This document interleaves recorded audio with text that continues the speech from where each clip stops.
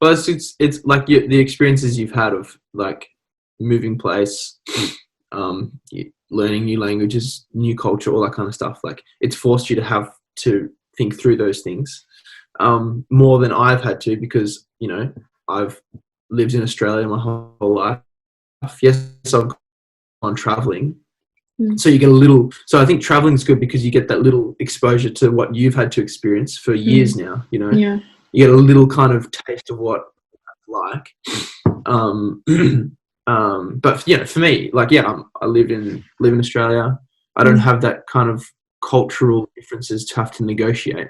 Yeah. So I haven't had those same challenges that you've had, and you're only going to become more aware of who you are as a person because of it.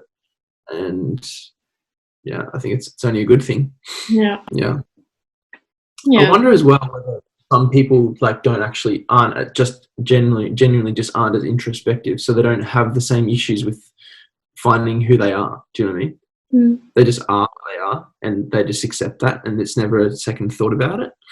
Whereas for you and for yeah. Yeah, but I think people. I think their lives are just completely different.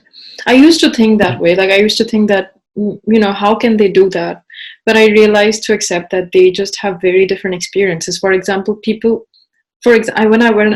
moment I was born, since I was born, I never felt in place. Nobody would understand, and I felt like something was wrong with me initially. It was inherently wrong, like inherently something's just weird about me.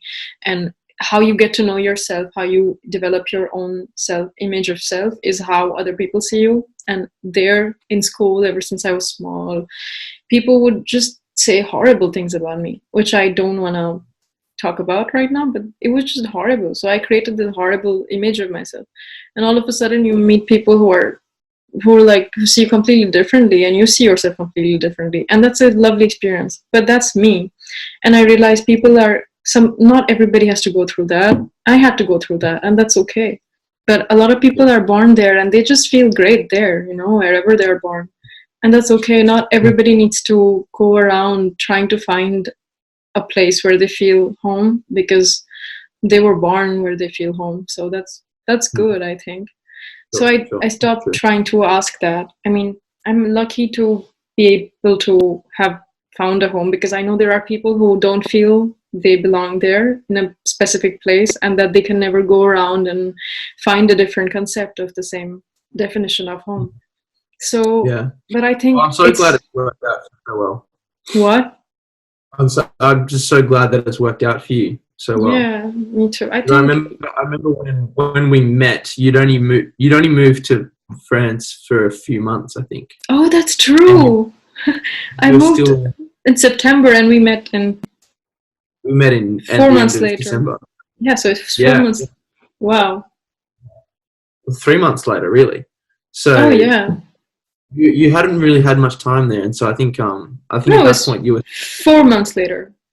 Okay. September, October, November, and December. So the end of December. Oh, and you got there at the start of okay, sure. Yeah. Get your maths right, Samuel. You're the doctor. Okay. But yeah, you hadn't really had that much time there, and I think you were still exploring everything. Yeah, exactly. Yeah. And there was a whole lot more uncertainty for you. So, and now here you are. Yeah, I'm glad. I really needed some certainty, because it would feel bleak. I think I shared with you one time, 1 year ago, when I was living alone in the studio, I shared it with you, I think, that I couldn't sleep anymore. And I think I had gone like that for 3-4 months, and we talked about how I should get a flatmate. And at that time, it wasn't possible. Now I have a flatmate. I am living somewhere different, and which is more secure. It's not a student's residence. In this coronavirus time, what's happening in these student residences is that they're helping students a lot, which is amazing. They are getting them free groceries, free basic essentials and everything. That's great. But at the same time, they're also asking students to, like, if you have the option of going back to your country, go back. It's such a shame. It's such a shame you say that you were like feeling so lonely and like upset the 2 days before New Year's, because I was in Paris for like 5 days, and it was only on the last day that we met, and Yeah, that's I was true.